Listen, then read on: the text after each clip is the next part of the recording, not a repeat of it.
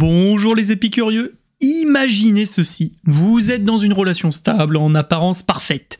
Vous partagez des moments de rire, des projets. Et pourtant, un jour, vous découvrez que votre partenaire vous trompe.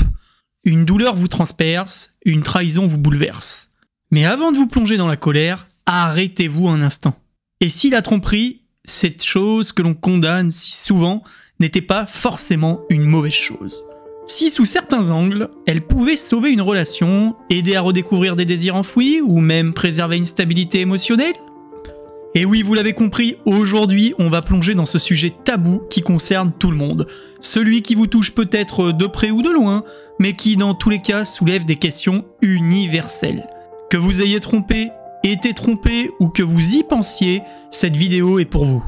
Parce qu'après tout, qui peut vraiment affirmer que l'infidélité, ce poison supposé du couple, n'a pas parfois ses raisons ou ses bénéfices cachés? Petit disclaimer, cette vidéo n'est pas une incitation à tromper ton partenaire, mais plutôt pour t'aider à comprendre ce processus complexe. Dans cette première partie de vidéo, je vais donc te montrer pourquoi la tromperie est une mauvaise chose et qu'il ne faut pas tromper son partenaire. Et dans une seconde partie, c'est-à-dire plus de 3/4 de la vidéo, je vais donc essayer de démontrer pourquoi la tromperie est finalement une bonne chose pour ton couple. Point numéro 1. La rupture de la confiance. La rupture de la confiance est un des aspects les plus destructeurs de l'infidélité. Même si certaines personnes tentent de justifier leur tromperie par des besoins personnels ou des circonstances particulières, tromper son partenaire est souvent perçu comme une trahison profonde. Cette rupture engendre des blessures émotionnelles intenses, telles que la douleur, la colère, la tristesse et un sentiment de rejet. Ces émotions peuvent être difficiles à surmonter et dans de nombreux cas, elles mènent à une détérioration irréversible de la relation. La confiance, une fois brisée, est extrêmement difficile à reconstruire car elle nécessite un engagement total et une transparence absolue de la part des deux partenaires. Sans cette confiance, la relation perd son fondement, rendant toute tentative de réconciliation fragile et souvent vouée à l'échec. Ainsi, pour de nombreux couples, l'infidélité devient un point de rupture irréversible, soulignant combien la fidélité est essentielle pour maintenir une relation saine et durable. En fin de compte, la trahison de la confiance peut transformer une relation aimante en une séparation douloureuse, illustrant pourquoi la tromperie reste largement considérée comme une faute grave dans de nombreuses relations. Point numéro 2. L'impact psychologique sur le partenaire trompé. Lorsqu'un partenaire découvre une tromperie, les répercussions psychologiques peuvent être profondes et durables. Tout d'abord, l'estime de soi du partenaire trompé peut être en souffrance sévère. Se sentir trahi remet en question sa valeur personnelle et peut engendrer des sentiments d'inadéquation ou de rejet. Cette baisse de l'estime de soi peut se traduire par une anxiété accrue, une dépression ou une perte de confiance en soi. Ensuite, la capacité à faire confiance à nouveau devient souvent compromise. La confiance une fois brisée est extrêmement difficile à reconstruire. Le partenaire trompé peut devenir méfiant non seulement envers son conjoint actuel mais aussi dans d'autres relations futures. Craignant de revivre cette douleur, cette méfiance peut isoler émotionnellement l'individu, rendant les interactions sociales et amoureuses futures plus compliquées. Enfin, la détresse émotionnelle est une conséquence majeure. Les sentiments de colère, de tristesse, de confusion et de douleur peuvent être accablants. Cette détresse peut affecter la qualité de vie quotidienne, le sommeil, l'appétit et la capacité à se concentrer. Dans certains cas, elle peut même mener à des comportements autodestructeurs ou à une recherche excessive de réconfort ailleurs. En somme, la découverte d'une tromperie provoque une onde de choc psychologique qui peut profondément affecter le bien-être émotionnel et mental du partenaire trompé, rendant la guérison et la reconstruction de la confiance des défis majeurs à surmonter. Point numéro 3. L'érosion des valeurs fondamentales du couple. La justification trop facile de la tromperie peut entraîner une érosion des valeurs fondamentales du couple. Lorsque l'infidélité est rationalisée, elle affaiblit les engagements et les promesses initiales pris entre les deux partenaires. Cela crée un précédent où les règles de la relation deviennent floues, ouvrant la porte à d'autres compromis similaires. Au fil du temps, cette dilution des engagements peut engendrer une insécurité permanente, car chacun commence à douter de la solidité et de la sincérité des promesses faites.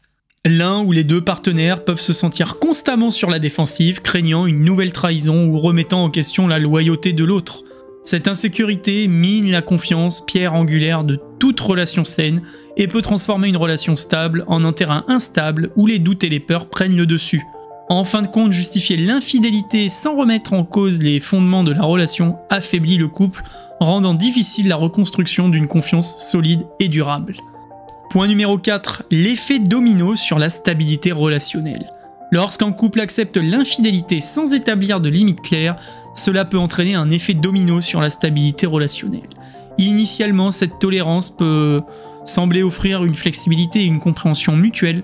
Cependant, sans date définie ou règle explicite, cette acceptation peut progressivement éroder les fondements même de la relation.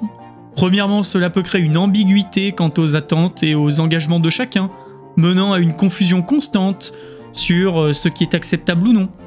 Cette incertitude peut engendrer des tensions et des ressentiments car les partenaires ne savent plus où se situent les limites de leurs engagements. Deuxièmement, cette dilution des engagements peut s'étendre au-delà de la relation amoureuse, affectant les bases sociales des familles. Par exemple, les enfants peuvent ressentir un manque de stabilité émotionnelle si leurs parents naviguent constamment entre fidélité et infidélité sans cadre clair. Cela peut également influencer les relations avec d'autres membres de la famille et les amis, qui pourraient percevoir le couple comme moins fiable ou cohérent. Enfin, sur le long terme, l'acceptation floue de l'infidélité peut compromettre les engagements à long terme, tels que le mariage ou la cohabitation. La confiance, élément crucial de toute relation durable, se fragilise, rendant difficile la reconstruction d'une relation solide et sécurisée. En fin de compte, sans règle claire, l'infidélité peut miner la stabilité relationnelle, affectant non seulement les partenaires, mais aussi l'ensemble de leur environnement social et familial. Tout cela étant dit, je te souhaite un bon visionnage, reste bien jusqu'au bout de la vidéo, tu vas voir, c'est assez surprenant. Point numéro 1. Les désirs et besoins sexuels insatisfaits. Dans de nombreuses relations, il arrive qu'avec le temps, les désirs et les besoins sexuels des partenaires ne soient plus en phase. L'un peut avoir des envies plus intenses ou des préférences spécifiques que l'autre ne partage pas ou ne veut pas explorer. Cela crée un décalage frustrant qui, s'il n'est pas adressé, peut mener à un ressentiment latent. Dans ce contexte, la tromperie sexuelle peut être vue par certains comme une solution temporaire ou alternative pour satisfaire ses besoins non comblés. Plutôt que de bouleverser l'équilibre du couple ou de forcer des discussions gênantes ou de provoquer une rupture, l'individu choisit de chercher ailleurs une satisfaction qui lui permet de rester émotionnellement investi dans la relation principale. L'infidélité devient alors une manière de maintenir la paix intérieure tout en préservant l'amour et la complicité du couple. Ce raisonnement, bien sûr, est controversé, mais pour certaines personnes, cela représente un compromis pour éviter la destruction complète de leur relation. Je me souviens d'une période dans ma propre relation où les choses ont commencé à changer. Nos liens étaient toujours aussi forts émotionnellement, on partageait des moments de complicité, mais sur le plan sexuel, nous n'étions plus du tout synchronisés. Mes désirs et mes besoins évoluaient, j'avais envie d'explorer de nouvelles choses, de raviver une passion qui, de son côté, semblait s'éteindre. J'en ai parlé timidement au début, mais ça n'a pas vraiment mené à des changements. Un jour, je me suis retrouvé face à un dilemme. Continuer à étouffer cette partie de moi, à accumuler de la frustration ou chercher cette satisfaction ailleurs sans pour autant briser ce qu'on avait construit ensemble. Ce n'était pas une décision facile, mais en me tournant vers quelqu'un d'autre sur le plan sexuel, j'ai trouvé ce que je cherchais, sans pour autant perdre l'amour et l'attachement que j'avais pour mon partenaire. Cela m'a permis de rester présent dans ma relation principale, de ne pas tout remettre en cause et de maintenir un certain équilibre intérieur que je n'aurais pas pu trouver autrement. Point numéro 2. L'incompatibilité sexuelle. Il arrive souvent que deux personnes soient parfaitement alignées émotionnellement et intellectuellement, mais que sur le plan sexuel, une incompatibilité se développe. Cela peut être dû à une différence de libido, des préférences sexuelles ou simplement de rythme. Même si les sentiments restent profonds et sincères, le manque d'harmonie sexuelle peut créer des frustrations.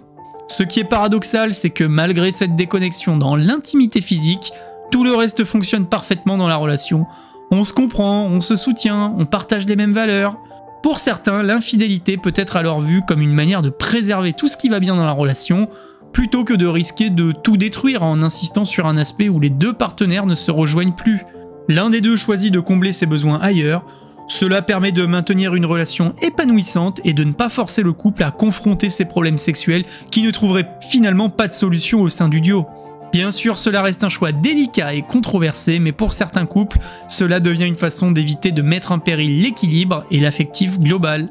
Je me souviens d'une relation où sur tous les plans, tout semblait parfait, on s'entendait à merveille, on partageait des discussions profondes, les mêmes intérêts et on se soutenait constamment dans nos projets. C'était presque une relation idéale, sauf pour un point, le sexe. Sur ce terrain-là, on n'était jamais vraiment en phase. J'avais des désirs, des envies qui ne trouvaient pas écho chez elle, et de son côté, elle semblait satisfaite d'une routine qui, pour moi, manquait de passion. On en a reparlé à plusieurs reprises, mais même avec toute la bonne volonté du monde, cette incompatibilité restait un obstacle. J'étais coincé entre deux sentiments. D'un côté, je ne voulais pas perdre cette relation émotionnellement si riche, mais de l'autre, je ne pouvais pas ignorer cette frustration croissante. C'est alors que l'idée de chercher cette satisfaction sexuelle ailleurs est devenue une option.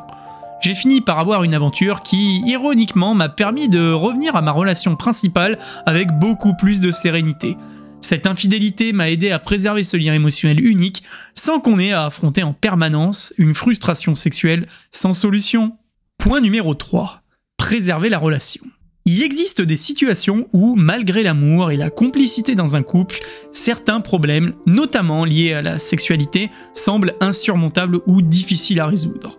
Dans ces cas-là, affronter directement la situation peut nous conduire à des tensions, des disputes ou même à un risque de séparation, car ces frustrations deviennent de plus en plus présentes. C'est là que la tromperie peut être vue par certains comme une manière de préserver l'harmonie du couple. Cette approche permet d'éviter que les frustrations sexuelles ne débordent dans les autres domaines du couple, notamment comme la communication, le partage d'activités ou la vie familiale. En cherchant cette satisfaction en dehors du couple, certains trouvent un équilibre personnel qui les aide à rester plus sereins et engagés dans leur relation principale. Point numéro 4. La tromperie comme soupape. Dans certains couples, les frustrations accumulées, qu'elles soient sexuelles ou émotionnelles, peuvent créer une pression invisible qui pèse lourdement sur la relation. Ces tensions, si elles ne sont pas traitées, risquent d'exploser et de provoquer des sérieux conflits, voire une rupture. C'est là, pour certains, que l'infidélité peut agir comme une soupape de sécurité. Au lieu d'affronter directement les frustrations qui semblent sans solution à court terme, l'un des partenaires peut choisir de s'engager dans une aventure extérieure pour relâcher la pression. Cette tromperie n'est pas forcément motivée par un désir de quitter le couple ou de blesser l'autre, mais plutôt comme une réponse temporaire à un mal-être personnel. En comblant ce vide, la personne peut revenir dans le couple plus sereine, avec un esprit plus apaisé. Cela permet parfois de rétablir un équilibre en évitant que les tensions ne s'accumulent au point de compromettre toute la relation. Ainsi, la tromperie devient un moyen de préserver la stabilité du couple à long terme en évitant que les frustrations internes ne se transforment en rancœur ou en explosion émotionnelle qui pourrait tout faire éclater. Point numéro 5. Les attentes irréalistes de la fidélité monogame. La société, depuis longtemps, impose l'idée que la monogamie est la norme, la seule manière correcte d'être en couple. Cette attente rigide de fidélité exclusive ne convient pourtant pas à tout le monde. Pour certaines personnes, la monogamie stricte peut devenir une sorte de cage, créant un décalage entre leurs désirs réels et ce que la société ou leur partenaire attend d'eux. Ils peuvent aimer profondément leur partenaire, mais ressentir le besoin d'explorer d'autres connexions physiques ou émotionnelles en dehors de la relation principale. Dans ce contexte, la tromperie sexuelle devient pour certains une manière de se libérer de ces attentes monogames sans remettre en cause la relation amoureuse qu'ils valorisent. C'est un moyen d'explorer d'autres aspects de soi-même, d'exercer sa liberté personnelle, tout en restant engagé émotionnellement dans la relation principale. En d'autres termes, l'infidélité peut être perçue comme une manière de trouver un équilibre entre des désirs individuels et les réalités de la vie de couple. Une façon d'échapper à ces normes irréalistes sans nuire à la stabilité de la relation, en quelque sorte. Cela permet à certains couples de fonctionner en maintenant leur amour et leur complicité, tout en répondant aux besoins individuels. Et oui, tout le monde autour de moi semblait valoriser cette idée que l'amour véritable devait s'accompagner d'une fidélité absolue, mais en réalité, je sentais qu'il me manquait quelque chose. Non pas un manque d'amour ou de connexion émotionnelle, mais plutôt un besoin d'explorer d'autres expériences, d'autres rencontres, qui ne faisaient pas partie de cette dynamique monogame. Pendant un moment, j'ai lutté contre ce sentiment, me demandant si cela se signifiait que ma relation était en danger ou que quelque chose clochait en moi. Puis j'ai fini par accepter que mes désirs ne correspondent tout simplement pas aux attentes monogames de la société. En engageant une aventure extérieure discrète, j'ai pu satisfaire une part de moi-même sans pour autant remettre en question l'amour que je portais à ma partenaire. Cela m'a permis de me sentir plus libre, moins étouffé par ces attentes irréalistes de fidélité. Et paradoxalement, ça m'a permis de revenir dans ma relation principale avec plus de sérénité et d'appréciation pour ce qu'elle m'apportait sur le plan émotionnel et affectif. Point numéro 6. La distinction entre amour et sexualité. Pour certaines personnes, il existe une distinction claire entre l'amour et la sexualité. Ils estiment que le sexe est une expression physique de désir, d'attirance ou même d'expérimentation. Tandis que l'amour, lui, est beaucoup plus profond et durable, ancré dans l'affection, la complicité et le soutien mutuel. Dans cette perspective, tromper sur le plan sexuel ne signifie pas nécessairement une trahison émotionnelle ou un manque d'amour pour le partenaire principal. Cela peut simplement être vu comme la satisfaction d'un besoin physique, une exploration personnelle qui n'affecte en rien les sentiments forts et sincères qu'ils éprouvent pour leur conjoint. Dans cette vision des choses, l'infidélité sexuelle est davantage perçue comme une séparation des sphères de la vie. L'amour est réservé au partenaire principal, tandis que le sexe peut être vu comme une expérience plus éphémère, sans porter atteinte aux bases émotionnelles du couple. L'acte sexuel en dehors du couple devient ainsi une aventure sans conséquence sur la relation amoureuse. Pour ces individus, la tromperie ne signifie pas qu'ils ne se respectent plus, mais plutôt qu'ils explorent une facette différente de leur vie, sans que cela ne remette en cause l'engagement profond qu'ils ont envers leur conjoint. Je me souviens d'une période de ma vie où j'ai réalisé que pour moi, l'amour et la sexualité n'étaient pas toujours intrinsèquement liés. J'ai été dans une relation où l'amour était indéniable. Nous avions une connexion forte, un soutien mutuel incroyable et un véritable engagement l'un vers l'autre. Cependant, sur le plan sexuel, je ressentais parfois un besoin de nouveauté ou d'exploration que notre relation ne pouvait pas forcément combler. Plutôt que de remettre en question l'amour que je portais à ma partenaire, j'ai fini par comprendre que, pour moi, ces deux aspects pouvaient être séparés. Point numéro 7. Liberté individuelle et autodétermination. Dans une perspective plus libertaire, l'infidélité sexuelle peut être vue comme un acte d'autonomie personnelle, une affirmation du droit fondamental de chaque individu à disposer de son corps et de ses désirs. Certains estiment que, même dans une relation amoureuse, chaque partenaire conserve une liberté individuelle, surtout sur des questions aussi intimes que la sexualité. Dans ce cadre, l'infidélité n'est pas perçue comme une trahison ou un manquement aux engagements du couple, mais plutôt comme une décision personnelle et autonome. La sexualité étant une part profondément personnelle de l'identité, ces personnes considèrent qu'elles peuvent choisir de répondre à leurs désirs, leurs pulsions ou leurs curiosités sans avoir à les justifier ou les partager à leur partenaire. Pour elles, cette autonomie ne diminue en rien l'engagement ou l'amour envers leur partenaire, car la tromperie n'est pas liée à un manque affectif, mais à un désir de respecter leur liberté individuelle. Cette vision peut sembler radicale, mais elle met en avant l'idée que chaque individu doit rester maître de son corps et de ses choix, y compris dans un cadre relationnel. L'infidélité devient alors une manière de vivre pleinement son autodétermination, de suivre ses propres besoins sans nécessairement inclure le partenaire dans ses décisions. Je me souviens d'une période où je me suis vraiment interrogé sur ma propre liberté au sein de ma relation. J'avais toujours cru que pour être un bon partenaire, il fallait partager et synchroniser tous les aspects de sa vie avec l'autre, y compris la sexualité. Mais en grandissant et en prenant conscience de mes propres besoins, j'ai réalisé que ma sexualité faisait partie de mon autonomie personnelle. Je me suis retrouvé dans une situation où, sans aucun manque d'amour pour mon partenaire, j'avais des désirs et des curiosités que je voulais explorer pour moi-même. Point numéro 8. Désexualisation du couple avec le temps.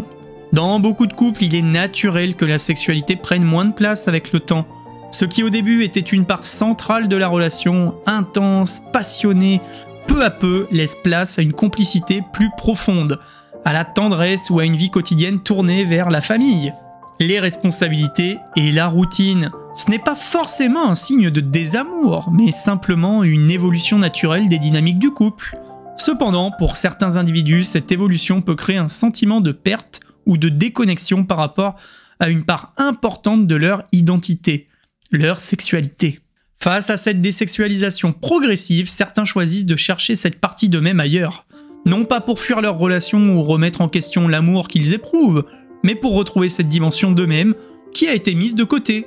La tromperie, dans ces cas-là, devient une manière pour l'individu de renouer avec une énergie, une passion ou un désir qui ne s'exprime plus au sein du couple, tout tout en respectant l'évolution naturelle de leur relation principale. Cela permet de continuer à vivre l'intimité émotionnelle et la stabilité que le couple offre, tout en préservant une part de soi qui ne peut plus s'épanouir dans cette dynamique.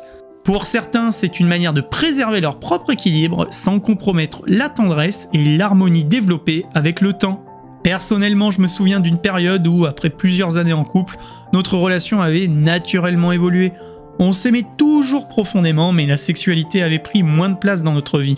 Avec les responsabilités du quotidien, le travail, les projets communs, notre dynamique était devenue plus axée sur la complicité de la routine et la tendresse.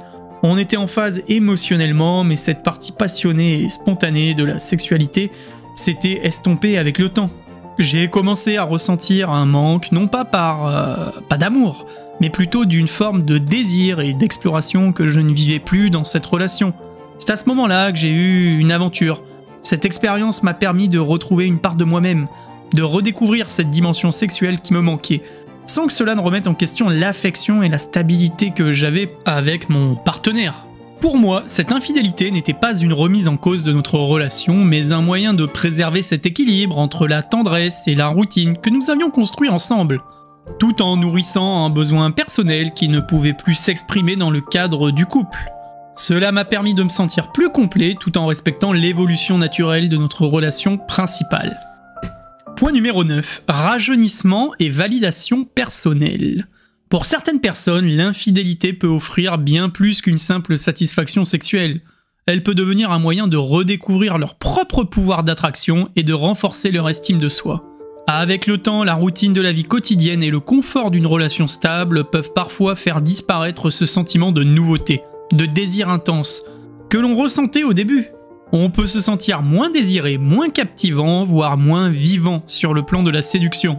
Cela peut affecter la confiance en soi et l'image que l'on a de son propre corps et de son pouvoir de séduction.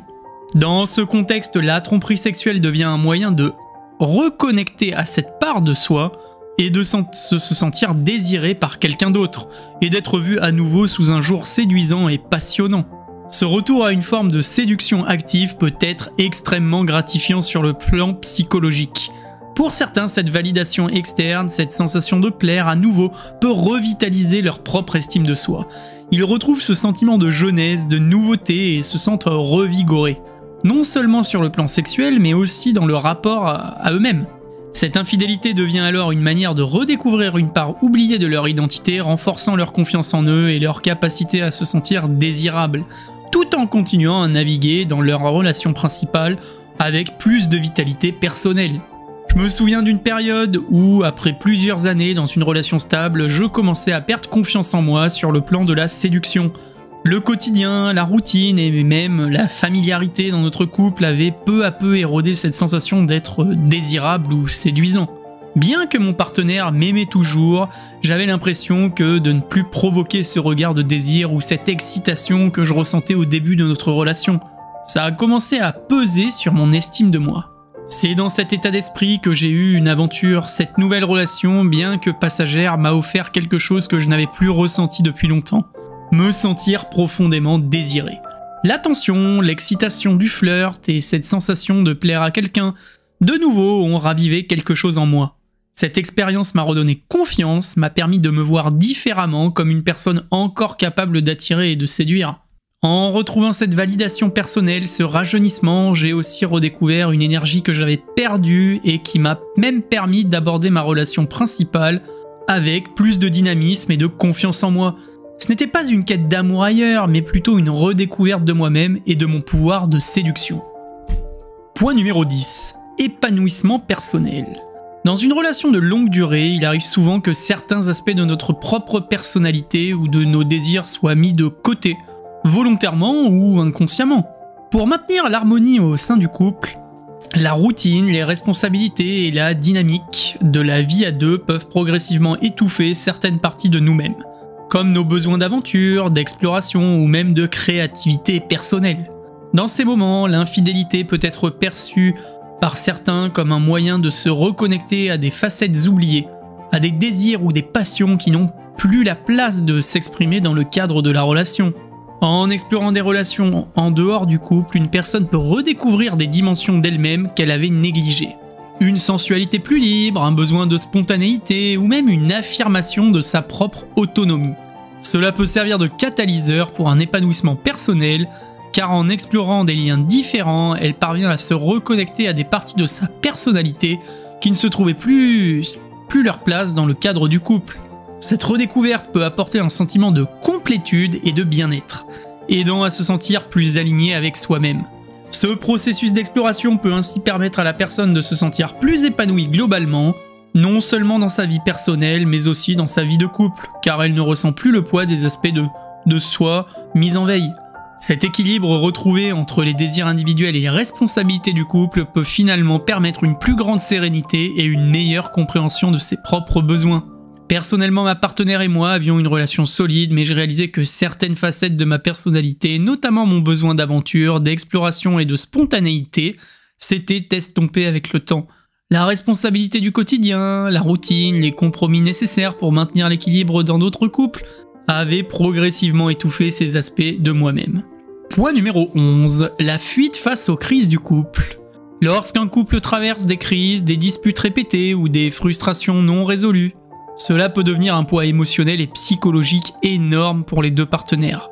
Dans ces moments de tension, certains choisissent l'infidélité comme une sorte d'échappatoire, une sorte de moyen d'échapper temporairement aux problèmes de couple sans avoir à les affronter de front. Cette décision n'est pas forcément motivée par une volonté de blesser ou de quitter l'autre, mais plutôt par le désir d'éviter que les conflits ne s'intensifient au point de provoquer une rupture définitive. L'infidélité devient alors une manière de maintenir la stabilité émotionnelle et psychologique du couple en évitant de s'envenimer des discussions qui semblent sans issue. Plutôt que de risquer d'aggraver la situation par des confrontations incessantes, certains optent pour une solution discrète. Chercher ailleurs une forme de réconfort ou de plaisir qui leur permet de gérer leur frustration sans faire exploser la relation principale. Pour ces personnes, cet échappatoire peut être perçu comme une stratégie de survie, permettant de préserver ce qu'il reste de positif dans le couple, tout en évitant de s'enfoncer dans des disputes épuisantes. Cela leur offre un espace de respiration réduisant temporairement les tensions, ce qui permet parfois de revenir dans la relation principale avec un esprit plus apaisé, sans pour autant régler les problèmes sous-jacents. Je me souviens d'une période où mon couple traversait une crise difficile, nous avions des disputes incessantes, des frustrations accumulées qui semblaient impossibles à résoudre. Chaque tentative de communication finissait en conflit et il devenait de plus en plus clair que ni l'un ni l'autre ne savait comment apaiser cette tension. C'était épuisant sur le plan émotionnel et je sentais que si ça continuait ainsi, nous allions tout droit vers une rupture. Point numéro 12. Dissociation entre relations primaires et secondaires. Certaines personnes sont capables de dissocier complètement leur relation amoureuse principale de leurs aventures ou leurs relations secondaires. Pour elles, l'amour qu'elles ressentent pour leur partenaire et leurs engagements envers la relation du couple ne sont pas affectés par leurs besoins ou désirs sexuels en dehors de la relation. Elles arrivent à compartimenter leurs expériences, à gérer leurs besoins émotionnels d'un côté et leurs envies sexuelles de l'autre, sans que cela ne perturbe l'équilibre de la relation principale. Cette dissociation permet à ces individus de maintenir une vie amoureuse saine et engagée avec leur partenaire, tout en cherchant à satisfaire d'autres aspects de leur personnalité ou de leurs désirs s'ils ne sont plus ou pas comblés dans leur relation principale. Pour eux, il ne s'agit pas de trahison ou de manque d'amour, mais d'une gestion parallèle de deux dimensions différentes de leur vie. L'une émotionnelle, axée sur le couple, et l'autre plus physique ou exploratoire, axée sur le désir individuel. Ce compartimentage peut être perçu comme une stratégie efficace pour éviter les frustrations ou les conflits qui pourraient survenir en abordant ces besoins dans le couple. En gardant les deux mondes séparés, ces personnes parviennent à rester présentes émotionnellement dans leur relation principale, tout en explorant leurs besoins de manière discrète et sans perturber la dynamique du couple. Pour elles, cette gestion parallèle permet de maintenir une certaine harmonie dans leur vie. Je me souviens d'une période où, bien que profondément amoureux de ma partenaire, j'avais des besoins et des désirs que je ne pouvais pas exprimer dans notre relation. Notre complicité et notre connexion émotionnelle étaient solides. Mais certaines envies sexuelles ou explorations me semblaient impossibles à vivre au sein de ce cadre. C'est alors que j'ai décidé de vivre une aventure en dehors du couple. Point numéro 13. Vers un modèle relationnel plus flexible. Pour certains couples, la tromperie sexuelle, bien qu'au départ non planifiée, peut devenir un catalyseur pour une réflexion plus profonde sur la nature de leur relation. Lorsque l'infidélité survient, elle peut révéler que les besoins ou désirs des uns ou des deux partenaires dépassent les limites imposées par la monogamie stricte. Plutôt que de considérer cela comme une rupture définitive ou une trahison irrémédiable, certains couples choisissent de voir cette expérience comme une opportunité de redéfinir les règles de leur relation. Cela peut ouvrir la porte à des discussions honnêtes sur les désirs sexuels, individuels, les attentes et les besoins d'exploration sexuelle. Pour certains, cette réflexion conduit à envisager un modèle de relation plus flexible, comme l'ouverture du couple ou même le polyamour. Dans ce cadre, les partenaires acceptent qu'ils ne peuvent pas forcément tout apporter l'un à l'autre sur le plan sexuel et que l'exploration extérieure peut être bénéfique sans remettre en cause l'amour et l'engagement émotionnel qu'ils partagent. La tromperie devient alors une étape de transition vers une relation où là, les règles traditionnelles de la monogamie sont redéfinies ensemble, permettant à chacun de vivre pleinement ses désirs tout en renforçant la communication et la transparence. Cette nouvelle forme de relation peut non seulement apporter une plus grande liberté sexuelle, mais aussi renforcer les connexions émotionnelles, car elle repose sur un dialogue ouvert et une acceptation mutuelle des besoins de chacun. Point numéro 14. Exploration de nouvelles formes d'amour. Après une infidélité, certains couples choisissent de ne pas voir cet acte comme la fin de leur relation, mais plutôt comme une opportunité de réévaluer et de redéfinir leur manière d'aimer. L'infidélité peut révéler des besoins ou des désirs non exprimés et amener ses partenaires à explorer ensemble de nouvelles formes de relations. En explorant ces nouvelles formes d'amour, les couples peuvent renforcer leur connexion émotionnelle car ils doivent instaurer un dialogue honnête, ouvrir la porte à la transparence et revoir leurs attentes mutuelles. Loin de créer de la distance, cette exploration peut les rapprocher car ils construisent une relation basée sur la compréhension plus profonde des besoins et des limites de chacun. Cela permet aussi de faire grandir la confiance, non pas dans la fidélité stricte, mais dans la capacité à communiquer et à respecter les désirs de l'autre tout en restant engagés dans leur propre relation. Finalement, cette exploration peut aider le couple à se sentir plus libre et épanoui en créant un espace où l'amour ne repose plus que sur des règles rigides, mais sur un choix conscient de rester ensemble tout en respectant la liberté individuelle de chacun. Point numéro 15. Changement des mœurs. Au fil des décennies, des normes sociales autour de la fidélité et des relations de couple ont évolué. L'idéal de la fidélité exclusive, autrefois considéré comme un pilier essentiel du couple, est de plus en plus remis en question, notamment dans certains milieux culturels ou sociaux. Aujourd'hui, de plus en plus de personnes reconnaissent que la monogamie stricte ne correspond pas forcément à tous les couples, et que la fidélité n'est plus le seul critère de la réussite d'une relation amoureuse. Cette évolution des mœurs ouvre la porte à des formes plus flexibles de relations. Certaines élites, célébrités ou groupes sociaux influencent par exemple et adoptent ouvertement des modes de vie non monogames. Dans ces milieux, l'infidélité est parfois considérée comme une pratique courante, souvent tolérée tant que la relation principale reste stable et que l'apparence d'unité est maintenue. Ce changement des mœurs ne signifie pas que l'infidélité est systématiquement encouragée, mais il reflète une acceptation plus large de la diversité des besoins humains et des configurations relationnelles. Point numéro 16. La tolérance croissante envers l'infidélité. Avec l'évolution des discours sur l'amour libre, les relations non conventionnelles, la tolérance envers l'infidélité sexuelle a nettement augmenté sous certaines cultures. Ces groupes rejettent les modèles traditionnels de la monogamie stricte et explorent des formes alternatives qui privilégient la liberté individuelle. Pour eux, la fidélité n'est pas nécessairement synonyme de succès relationnel, et l'infidélité peut être intégrée dans une vie de couple sans être perçue comme une trahison ou une rupture. Cette tolérance croissante montre que les attentes traditionnelles autour de la fidélité évoluent. Ces sous-cultures voient la tromperie sexuelle non pas comme une menace pour le couple, mais comme une manière légitime d'explorer la diversité des désirs et des expériences humaines, tout en maintenant des liens affectifs forts et durables avec leur partenaire principal. Point numéro 17. Gestion des crises relationnelles. Les crises relationnelles, qu'elles soient dues à une maladie, une grossesse ou à des périodes de stress intense, peuvent profondément affecter la connexion sexuelle et émotionnelle dans un couple. Dans ces moments, les priorités changent et l'intimité autrefois centrale peut passer au second plan.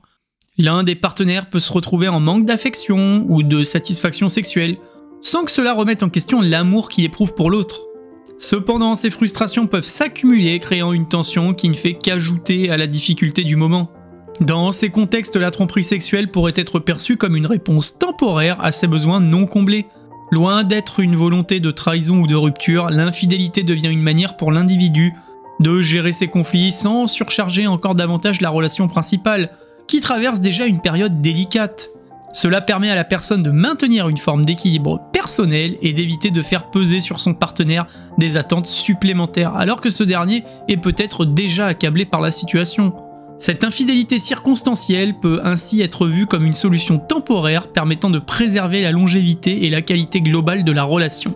Une fois la crise passée, le couple peut retrouver son équilibre avec moins de ressentiment et de frustration accumulés, car le besoin individuel a été satisfait sans ajouter de pression émotionnelle sur le partenaire.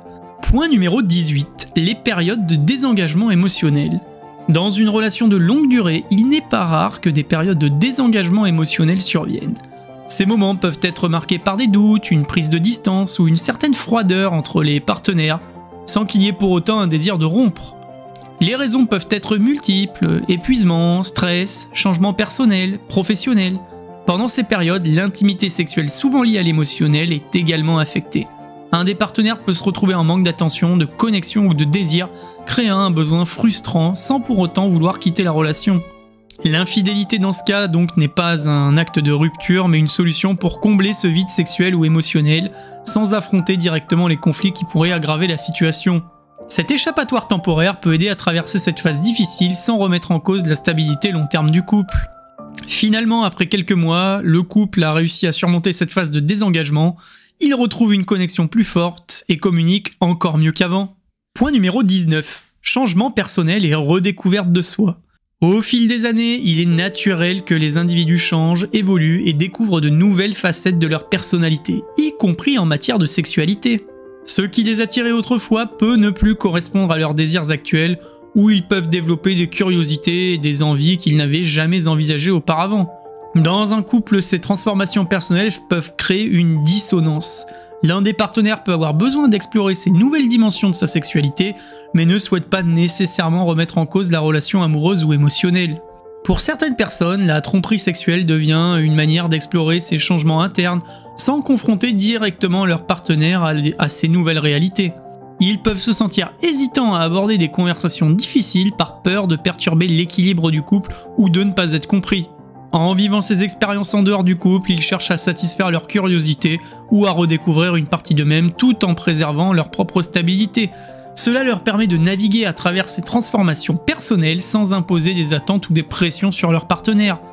Je me souviens d'un ami qui, après plusieurs années de relations stables et aimantes, a commencé à ressentir des changements personnels, notamment sur le plan de la sexualité. Avec le temps, il avait développé des nouvelles curiosités et des envies qu'il n'avait jamais explorées auparavant. Ses désirs ne correspondaient pas à la sexualité qu'il partageait avec sa partenaire, et il hésitait à en parler et a peur de perturber l'équilibre de son couple, qu'il chérissait profondément. Plutôt que d'aborder directement ces nouvelles réalités avec son partenaire, il a choisi de vivre une aventure en dehors de leur relation. Ça lui a permis d'explorer cette nouvelle dimension de lui-même sans imposer cette transformation à son couple. Et il ne voulait pas que sa partenaire se sente rejetée ou insuffisante, car son amour et son attachement n'avaient pas changé. L'infidélité lui offrait une forme de liberté personnelle, un espace où il pouvait explorer ses nouvelles envies sans bouleverser l'harmonie de sa vie à deux. Cette exploration lui a permis de mieux comprendre cette partie de lui-même et de s'épanouir sexuellement sans affecter son couple. Pour lui, c'était une manière de gérer ses changements personnels tout en protégeant la relation qu'il ne voulait pas perdre. Point numéro 20. Une tromperie pour éviter une rupture radicale ? Et oui, dans certains couples, surtout ceux mariés ayant des enfants, l'infidélité peut être perçue comme un moyen de maintenir la relation principale, plutôt que de mettre en péril la famille. Lorsque l'insatisfaction sexuelle devient trop présente, certains partenaires peuvent être tentés de remettre en question leurs engagements ou de provoquer ces conflits qui pourraient mener à une rupture radicale, comme un divorce. Cependant, cette décision peut sembler trop lourde de conséquences, surtout lorsque des enfants ou une structure familiale sont en jeu. Pour éviter donc de détruire ce qu'ils ont construit, certains choisissent la voie de la tromperie. Plutôt que d'affronter des conversations qui n'en finissent jamais, qui pourraient dégénérer en conflit ou conduire à une séparation, ils décident de chercher ailleurs la satisfaction qu'ils ne trouvent plus dans leur couple. Cette infidélité devient donc un compromis silencieux, une manière de préserver la stabilité du foyer, la sécurité émotionnelle des enfants et d'éviter un bouleversement complet de la vie de famille. Je me souviens d'une discussion avec une amie qui était mariée depuis plus de 10 ans et avait 2 jeunes enfants. Elle m'a confié qu'elle aimait profondément son mari et qu'ils formaient une équipe solide en tant que parents. Leur connexion sexuelle s'était considérablement affaiblie avec le temps. Cela crée chez elle une frustration croissante, mais elle ne voulait pas risquer de briser la famille en engageant des discussions qui auraient pu mener à des conflits ou même un divorce. Et elle a fini donc par avoir une aventure, non pas par manque d'amour ou de respect pour son mari, mais plutôt pour trouver une solution à ses besoins sans perturber l'équilibre familial. Pour elle, cette infidélité était une manière de préserver leur mariage et d'éviter de mettre en danger la stabilité de ses enfants. Elle ne voulait pas que ses frustrations sexuelles conduisent à une rupture radicale, alors elle a fait ce choix discret pour maintenir l'harmonie familiale et continuer à fonctionner en tant que couple aimant, en gardant leur famille intacte. Une crise ou un blocage peut surgir, créant une distance ou une frustration qui semble impossible à surmonter.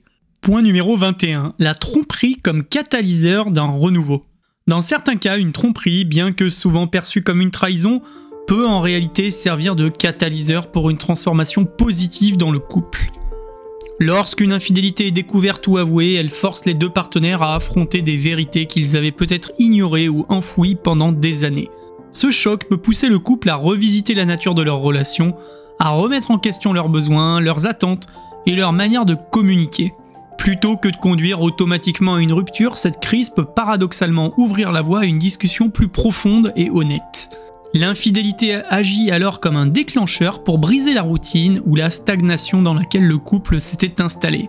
Les partenaires se retrouvent face à l'urgence de régler leurs problèmes, de mieux se comprendre et parfois même de redéfinir les termes de leurs engagements. Cela peut raviver des discussions sur des sujets sensibles comme la sexualité, la compatibilité émotionnelle ou les désirs individuels. Une fois le choc de la tromperie absorbé, certains couples trouvent qu'ils communiquent mieux, qu'ils comprennent mieux les besoins de l'autre et qu'ils sont plus attentifs à maintenir une connexion vivante et dynamique. Des couples ont témoigné qu'après une infidélité, leur relation a trouvé un nouveau souffle. L'infidélité, bien qu'initialement destructrice, a servi de point de départ pour redéfinir et à renforcer leurs liens, en transformant une crise en une opportunité de renouveau et de reconstruction. Point numéro 22. La résilience dans le couple. La résilience dans un couple face à l'infidélité est une qualité qui permet, malgré la douleur et la trahison ressentie, de reconstruire et parfois même de renforcer la relation. Lorsqu'un partenaire trompe, cela provoque une crise profonde, mais cette crise peut aussi devenir une opportunité de croissance. Si les 2 partenaires parviennent à surmonter le choc initial, la résilience repose sur la capacité à comprendre les raisons sous-jacentes à la tromperie, qu'il s'agisse de frustrations non exprimées, de besoins non comblés ou de crises personnelles, et pardonner en profondeur. Après avoir traversé une période de crise intense, les couples résilients parviennent souvent à renouer un dialogue plus honnête. Ils se retrouvent contraints de réévaluer leurs attentes, leur sexualité et même la nature de leurs engagements. Cette période de reconstruction peut ouvrir la voie à une communication plus fluide et à une redéfinition des règles du couple. En abordant les véritables problèmes qui ont pu mener à l'infidélité, ils peuvent non seulement rétablir leur connexion, mais aussi prévenir de futurs malentendus. Certains couples constatent que cette épreuve les rend plus forts. En affrontant ensemble une situation aussi délicate, ils renforcent leur complicité, leur compréhension mutuelle et leur détermination à surmonter les difficultés. La résilience face à l'infidélité, loin d'être simple, peut servir de tremplin vers un couple plus soudé, où les erreurs du passé deviennent des leçons pour mieux vivre ensemble à l'avenir. Point numéro 23. Le pardon comme voie vers un couple plus mature. Le pardon après une tromperie sexuelle peut sembler difficile à accorder, mais pour certains couples, il devient une voie vers une relation beaucoup plus mature et profonde comme vu précédemment. Lorsqu'un partenaire choisit de pardonner après une infidélité, cela ouvre la porte à des conversations souvent longtemps mises de côté, les désirs, les frustrations et les attentes réelles de chacun. Ce processus de pardon pousse les partenaires à se confronter à leur vulnérabilité et à discuter plus honnêtement des raisons qui ont mené à cette situation. Cette phase de dialogue est cruciale pour permettre au couple de se redéfinir. Non plus sur la base d'idées idéalisées de fidélité absolue, mais sur une compréhension plus nuancée de leurs besoins respectifs.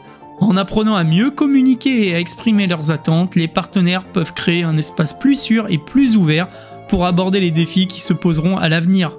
Le pardon, bien qu'il exige du temps et de la patience, permet ainsi de construire une base plus solide car il force le couple à établir des fondations plus honnêtes et réalistes. Parfois, la gestion d'une tromperie sexuelle peut permettre au couple de sortir d'une forme de stagnation ou de fausses harmonies. Je me souviens d'un couple d'amis qui a traversé une crise après une infidélité. L'un des deux avait trompé l'autre lors d'une période où ils étaient très déconnectés émotionnellement et physiquement. Lorsqu'ils ont décidé de ne pas se séparer, le processus de pardon a pris du temps. Ce n'était pas facile, mais plutôt que de simplement passer l'éponge, ils ont choisi d'utiliser cette situation comme une opportunité pour faire un bilan honnête de leur relation. Le partenaire trompé a demandé à comprendre ce qui avait mené à l'infidélité et cela a ouvert une série de discussions profondes sur leurs attentes, leurs frustrations et leurs désirs non exprimés. Ils ont parlé de sujets qu'ils n'avaient encore jamais abordés avant. Point numéro 24. La tromperie comme reflet de la complexité humaine. L'infidélité, bien qu'elle soit souvent perçue comme une trahison, peut aussi être vue comme un reflet de la complexité et des imperfections humaines. Dans certains couples, l'idée que l'infidélité n'est pas nécessairement un acte de rejet de l'autre ou une remise en question de l'amour partagé permet de créer un espace de tolérance et de compréhension. Les êtres humains sont par nature imparfaits et vulnérables aux tentations, y compris sur le plan sexuel. Cela ne signifie pas que l'engagement émotionnel ou la loyauté envers le partenaire s'effondre. Pour ces couples, la tromperie peut être interprétée comme un moment de faiblesse ou une réponse à des désirs non comblés, mais qui ne remet pas en cause la profondeur du sentiment.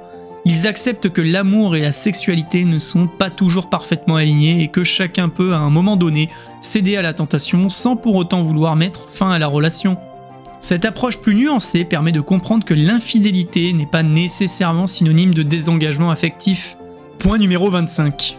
Éviter l'idéalisation des relations.